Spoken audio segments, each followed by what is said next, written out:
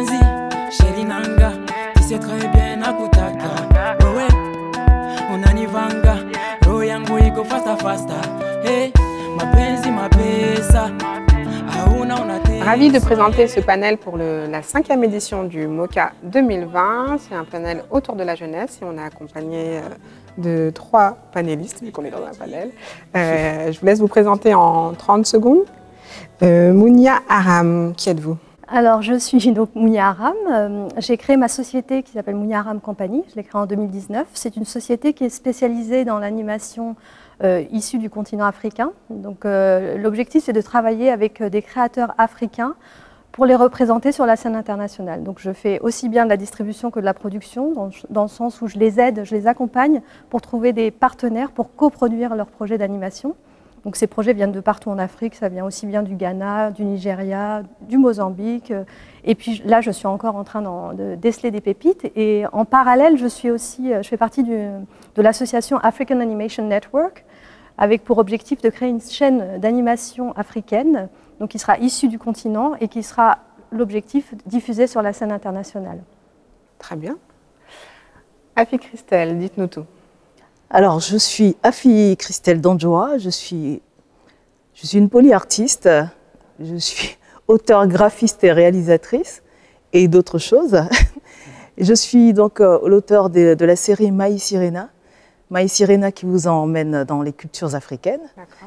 Et je viens d'entamer une autre série qui sont Les Chapologues, qui est plutôt axée sur le développement personnel pour les enfants. D'accord. Très intéressant. Mohamed Zoglami, dites-nous tout. Bonjour, ravi d'être là pour la nouvelle édition du MOCA. Moi, j'ai investi dans une école qui est en Tunisie, qui s'appelle 3D Net Info, qui est une école qui forme au métier créatif et qui est la seule école aujourd'hui en Afrique francophone sur ces métiers-là. Ce qui est important, c'est de savoir qu'on a formé 12 000 jeunes. Sur les 12 000 jeunes, 94% ont trouvé un emploi, ce qui prouve que les industries créatives peuvent donc subvenir aux besoins et en Afrique créer des emplois, créer des studios, puisqu'on a créé tout un écosystème. Et je forme beaucoup de jeunes qui viennent de 15 pays africains, donc chaque année. On a de très très belles réussites, on a un incubateur, j'incube quelques pépites, notamment un studio de jeux vidéo qui commence à être très très connu au Cameroun, qui s'appelle Nokuma, qui va ouvrir maintenant un studio en France. Donc, donc comme quoi, il y a vraiment une volonté. Je suis aussi actionnaire d'un studio de jeux vidéo en Tunisie. On travaille beaucoup sur des problématiques liées à l'Afrique, au monde arabe, pour donner notre vision de l'identité, de la culture du continent. Je suis aussi créateur et fondateur de 2 grands événements. Un qui est dédié, qui s'appelle AfriCup, qui est dédié aux startups à l'innovation africaine, qui se déroule à Tunis. C'est l'un des plus grands événements aujourd'hui de la scène africaine. Et un autre qui aurait dû avoir lieu cette année, qui s'appelle Africa in Colors, qui est à Kigali. Et l'objectif, c'est de mettre en valeur les industries créatives africaines dans tous les secteurs confondus. Vaste programme.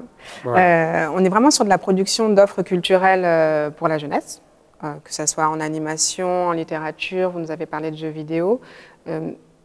Pourquoi? Est-ce qu'on a vraiment besoin de ce qui se fait?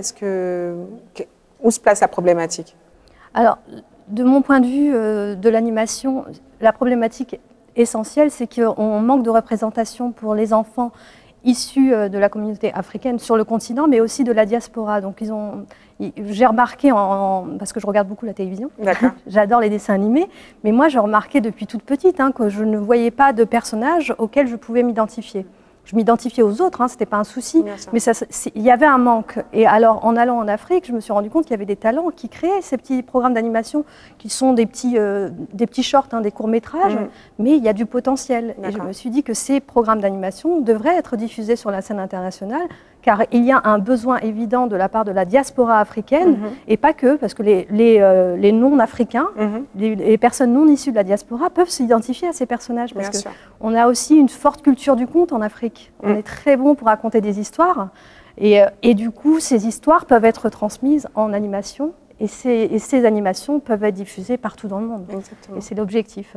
Est-ce que vous partagez le même sentiment Oui, tout à fait. Moi, j'ai commencé mon aventure ici, en Europe, l'aventure à Contes.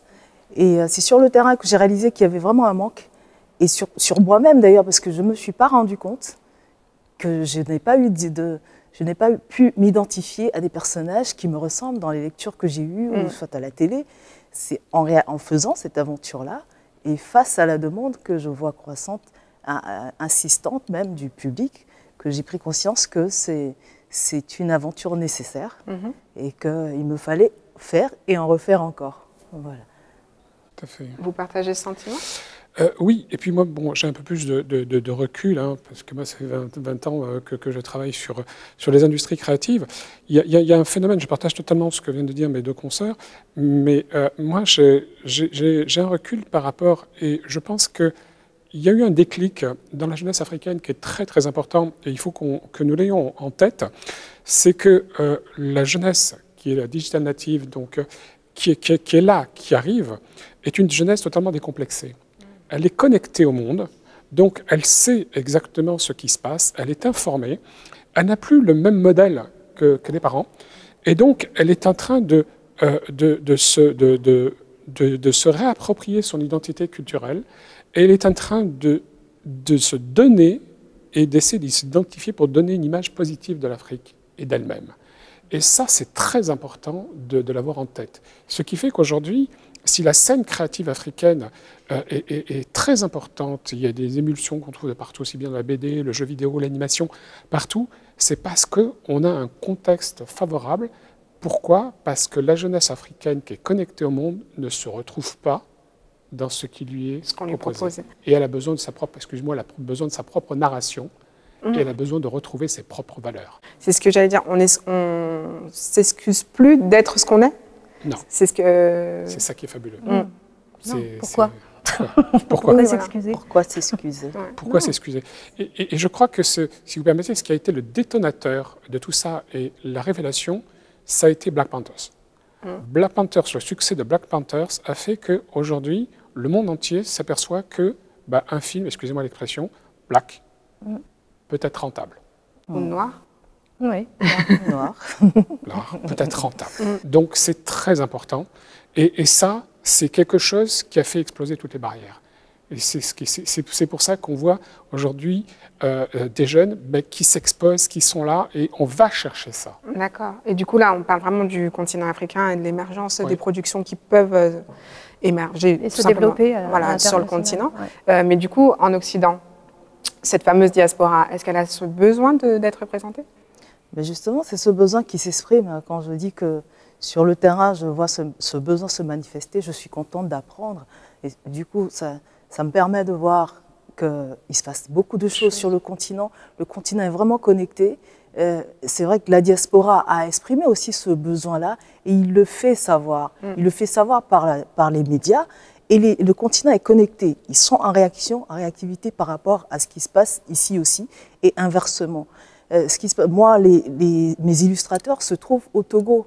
D'accord. Donc, c'est du talent que j'ai été chercher. J'étais fière de pouvoir le faire. Faire travailler des illustrateurs togolais depuis le continent qui, par la suite, ont pu se voir ouvrir sur une nouvelle clientèle, la clientèle occidentale, qui leur a permis d'ouvrir un studio d'animation. Je parie qu'ils ont été à Ruka Studio au Togo, peut-être qu'ils sont venus se former au Maroc. Donc, il y a une mouvance dans la diaspora à retrouver essentiellement son identité. Donc, ce que vous êtes en train de me dire, enfin, peut-être que j'ai rien compris, mais la production d'œuvres culturelles contribue à l'émancipation et de cette population, notamment jeune, mais pas que. Elle est impérative, cette production culturelle ? Oui, elle est nécessaire. Elle est nécessaire. Et il ne faut pas oublier aussi, Mohamed parlait de Black Panther, mais il y a aussi Air Love, le petit court-métrage d'animation qui a eu un Oscar quand même. Oui. Oscar, oui. Et puis là, avec ce qui se passe en plus aux États-Unis avec le Black Lives Matter, il y a vraiment ce besoin de retrouver son identité. Et moi, j'ai entendu aussi parler de beaucoup d'Afro-Américains qui sont venus en Afrique à la recherche de leurs origines. Il y en a certains qui font des tests ADN pour savoir d'où ils viennent, parce qu'ils sont de plusieurs pays d'Afrique, mais ils ne savent pas d'où exactement. Donc il y a cette volonté de se reconnecter avec l'Afrique et de chercher d'où on vient exactement. Parce qu'il y a beaucoup de métissage aussi. Bien sûr. Donc, et les métissages sont super, c'est de la valeur ajoutée, c'est vraiment une richesse culturelle, mais quand on ne sait pas exactement d'où on vient, c'est difficile de s'identifier à une histoire, à un passé, si on ne sait pas qu'on vient du Ghana, qu'on vient du Nigeria, et qu'on peut... Donc il y a eu ce mouvement, je parle des États-Unis, mais il y a d'autres pays aussi. Mais du coup, donc, on parle de la production aussi, mais c'est toujours la même chose. Qui raconte l'histoire ? C'est ça.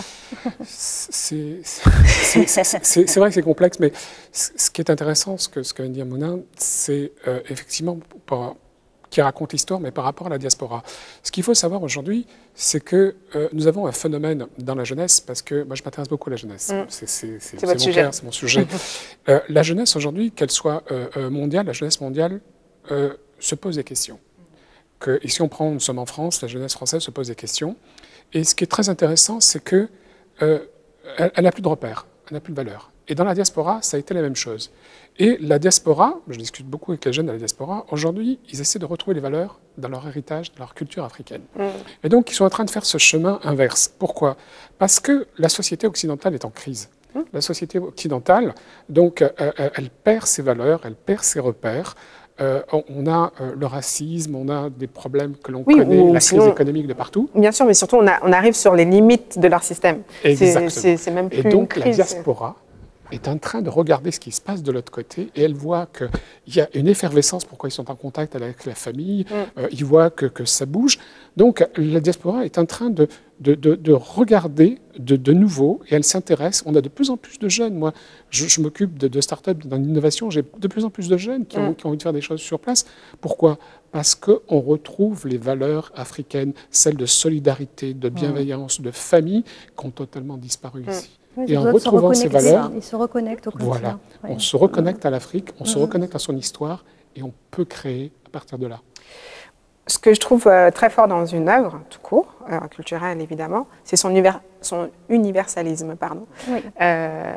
Parce que, évidemment, il y a un besoin d'identification, de reconnaissance, de modèles et compagnie, mais en même temps, on parle au monde, n'est-ce pas ? Oui, tout à fait. Et ce besoin, enfin, il y a donc le fait de devoir parler au monde et dire qui on est et qui on représente, et aussi de raconter notre histoire avec nos valeurs, avec nos rois, nos reines, nos dates. On a parlé de métissage, mais on hérite quand même d'une histoire coloniale, esclavagiste, qui a laissé ses traces. Voilà, à quel moment on décide de raconter son histoire Déjà, la question qui raconte cette histoire, c'est bien. C'est la question. Pour s'identifier aussi, c'est important de voir que l'histoire est racontée par des gens qui nous ressemblent aussi. Parce que les personnes qui racontent des histoires qu'elles ont vécues, la racontent beaucoup plus fidèlement. On est d'accord ?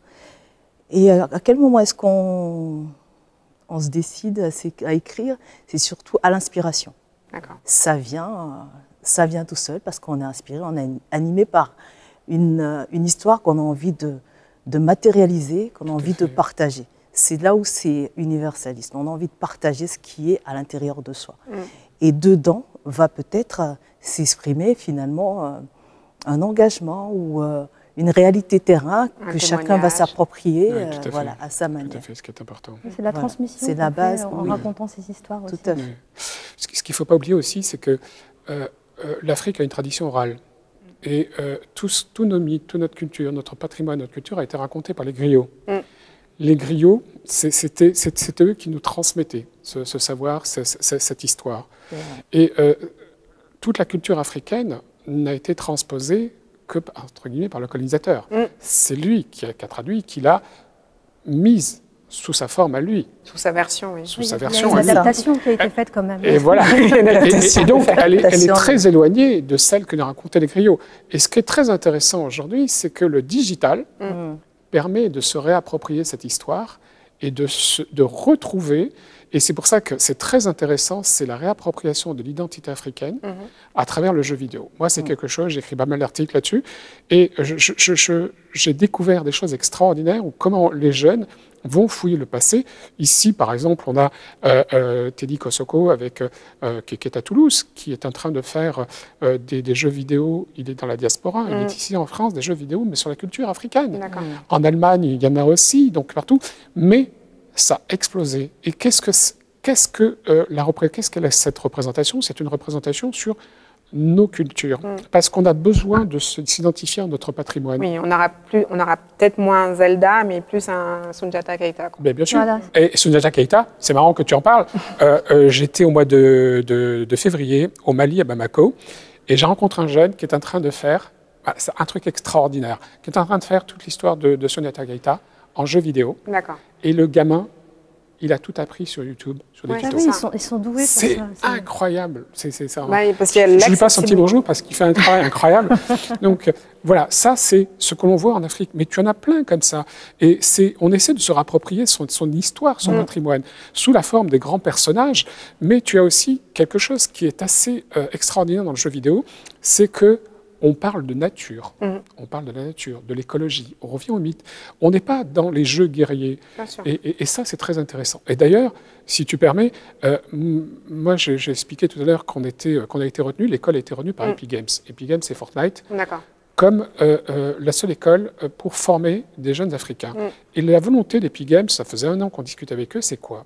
Epic Games, aujourd'hui, nous dit, nous, ce qu'on veut, c'est...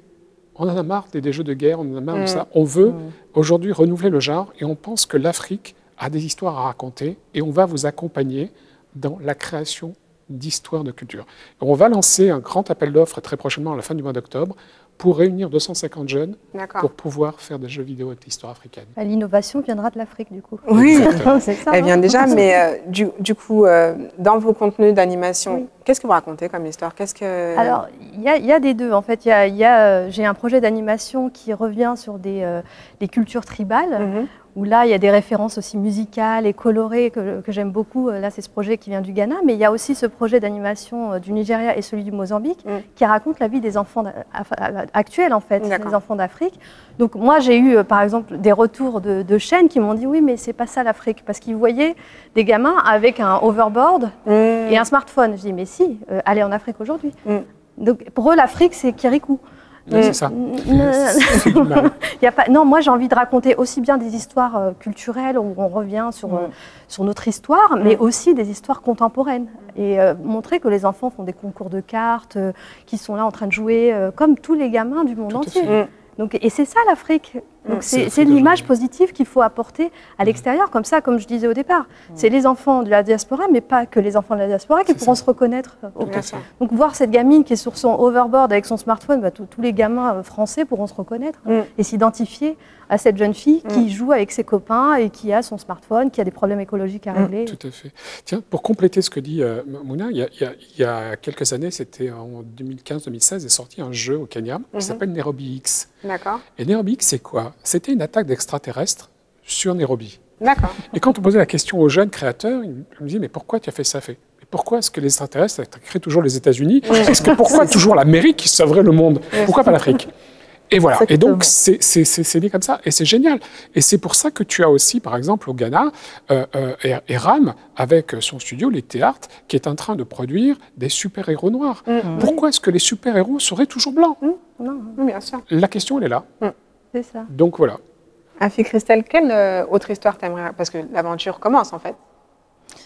Bah oui, l'aventure commence. Je suis pour Maï Sirena, qui nous amène dans les traditions africaines, essentiellement. Si on retourne aux valeurs essentielles, on retourne aux traditions. Le but, c'est de faire rencontrer l'Afrique profonde aux enfants, pour qu'on puisse s'enraciner. Bien sûr, on se modernise, ça, on ne va pas l'éviter, mais il faut rester ancré. C'est ce que l'Occident recherche aujourd'hui. L'un n'empêche pas l'autre. L'un n'empêche pas l'autre. Donc, nous devons prendre conscience que c'est une valeur que nous avons conservée et qui peut être aujourd'hui utile au monde. Donc, assumons-le aussi. Voilà. Maï Sirena, ça va être c'est une série, ça ira dans des pays différents. Pour l'instant, les 3 premiers qui sont faits, le 3e va sortir bientôt, sont sur le Togo. D'accord. Des traditions des villages togolais. Excusez-moi, vous êtes d'origine togolaise? Du Togo, oui. Ça y est, d'accord. Non. Non, pas enfin, moi je suis de la Guadeloupe. Ah oui. Mais peut-être un peu du Togo, non, j'arrête. Probablement. Test ADN, allez. Probablement. Voilà. Donc maintenant, les chapologues qui viennent de sortir, les chapologues, ça je les dessine moi-même. C'est des petits personnages que j'ai pris la peine pendant le confinement justement. D'accord. Ça a été mon exercice de dessiner, de faire parler ces petits de la différence justement et de leur donner de la valeur à la différence. Pourquoi est-ce qu'il n'y aurait pas l'harmonie dans la différence? Bien sûr. Pourquoi on ne s'assume pas être différent? C'est une richesse différent? de la différence. Pourquoi est-ce qu'on ne peut pas s'appeler blanc et noir et que ce soit cordial, que ce soit normal? Que ça soit valorisé. Voilà, tout est en fait, pourquoi est-ce qu'on est noir? On ne devrait pas avoir honte. Voilà, c'est pas une insulte. Voilà, il faut que ce soit. Puis on n'a pas choisi. Il faut que ce soit clair. Voilà, il faut l'expliquer à l'enfant. Puisque c'est visible, on voit bien que nos couleurs sont différentes. Et puis on nous le rappelle aussi quand on nous demande de quelle origine on est. Oui, moi je réponds, je suis française. Oui, dis, mais non. Mais non, parce qu'il y aura toujours un problème en face. Et du coup, toi aussi, pour toi, ce sera un problème, puisque du coup, tu ne t'es pas vraiment approprié ton identité. Tu fuis une réalité. Non, et puis ce qu'on apprend surtout, c'est que l'identité, elle est multiple. C'est ça. Elle n'est pas une, voilà, c'est pas une double culture. C'est pas que la couleur de peau, c'est tout ce qui se passe à l'intérieur. Mais tout ça, dans le détail, il faut l'assumer. Bien sûr. C'est pas parce que ce soit une force, il ne faut pas que ce soit une faiblesse. Que ce soit une force, tout à fait. Non, mais c'est très important ce que tu dis, parce que aujourd'hui, et quand on va parler d'éducation, aujourd'hui, on sait qu'on a 500 millions de jeunes qui vont naître entre 2020 et 2030.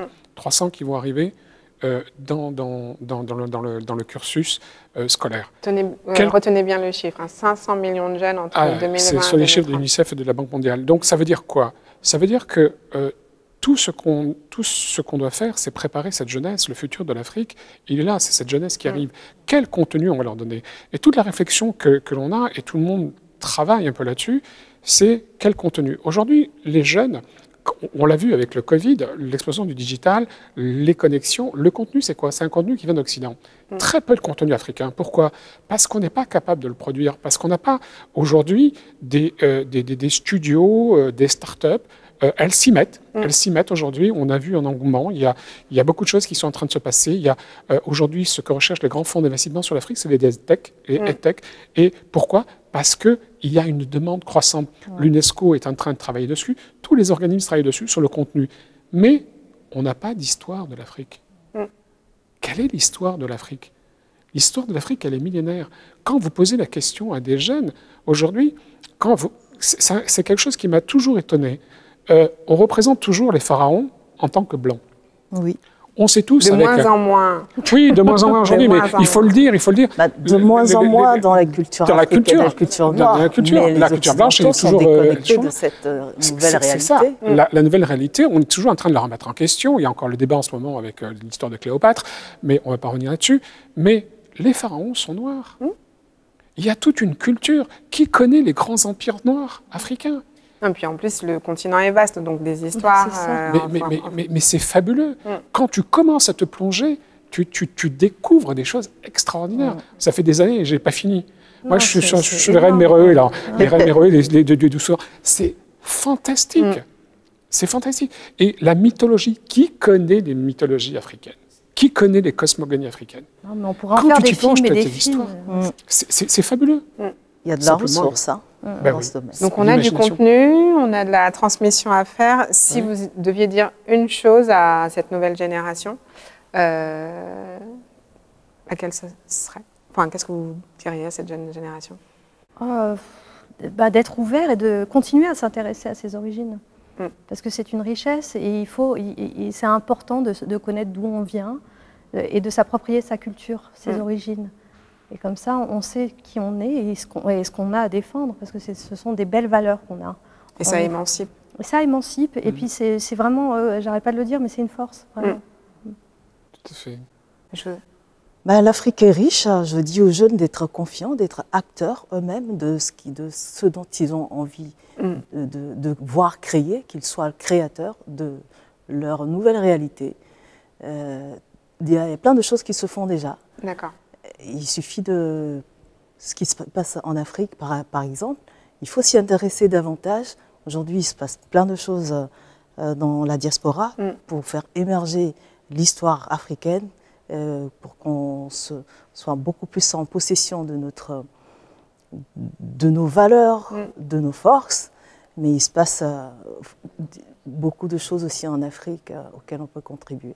J'ai emmené quelques livres, parce que moi, ma spécialité, ce sont les livres, c'est l'importance de créer ces imaginaires avec des références où on peut s'identifier. Je trouve que c'est un passage obligé. Et aussi, c'est un outil d'éducation. On a parlé d'éducation, ça permet d'aborder des sujets avec des mots d'un autre. Enfin, c'est vraiment l'intermédiaire, je trouve. Et du coup, j'ai emmené, ça c'est le dernier, A comme Afrique.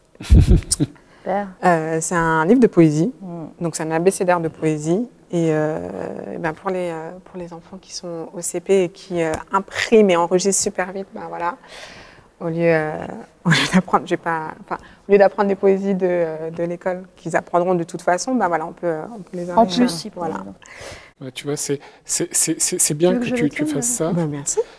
Ça me permettra d'annoncer quelque chose parce que je suis en train de travailler avec une amie qui s'appelle Dounia Ben Mohamed, qui est à Kigali et qui a une agence de presse, ANA, donc African News Agency, et qui est très connue. Et on lance très prochainement ANA Kids. C'est une plateforme d'information sur l'actualité africaine pour les jeunes, par les jeunes. D'accord, c'est bon. Et donc ça sera lancé très prochainement, ANA Kids. Tu parlais d'identité, de culture, c'est vraiment le projet. Ça, c'est un de mes livres préférés. Famille. Ça s'appelle Famille. Alors, c'est pas forcément un auteur afrodescendant et compagnie, mais ce que je trouve très fort dans ce livre, c'est que tout type de famille est représenté, avec toutes les carnations et toutes les formes de famille, de la famille monoparentale à la famille nombreuse, et la famille nombreuse est blanche dans ce livre. Il y a un enfant en situation d'handicap, il y a vraiment tout type de famille, et ça parle de la valeur famille avec une représentation du monde, de la société d'aujourd'hui, tout simplement. Très inclusif. Exactement. Je vous l'ai fait passer. Super, merci. Il y en a C'est marrant de mélanger les familles comme ça. Grandir, j'adore ce livre aussi, c'est un des préférés de mon fils. Ce que j'aime bien, donc ça parle tout simplement de comment on avance dans la vie à chaque fois. On est pressé de grandir et puis finalement, on est plus grand ou plus petit que les autres. Et pareil, dans ce livre-là, tout le monde est représenté. D'accord, c'est joli. C'est la société d'aujourd'hui. Hein. Exactement, grandir. Multiculturel. Donc là, j'ai été quand même dans les grosses maisons. Il y a quand même de l'auto-édition qui se fait de plus en plus, notamment avec Chio. Qui parle du continent africain. Il y a un livre sur les voyages et c'est que les continents. Il y a évidemment la chevelure, le sujet phare. Voilà. C'est très important. Exactement. Il y a plein de jeux vidéo là-dessus sur les chevelures. Ah, ça, je savais pas. Jeux vidéo africains. C'est fait par des femmes, c'est fait par des jeunes filles. Et donc, on change les coupes. On mettra toutes les références de tout ce dont on parle. Je continue à faire tourner. Et il y a les aventures de Djibril, qui est aussi de l'auto-édition. Et il y a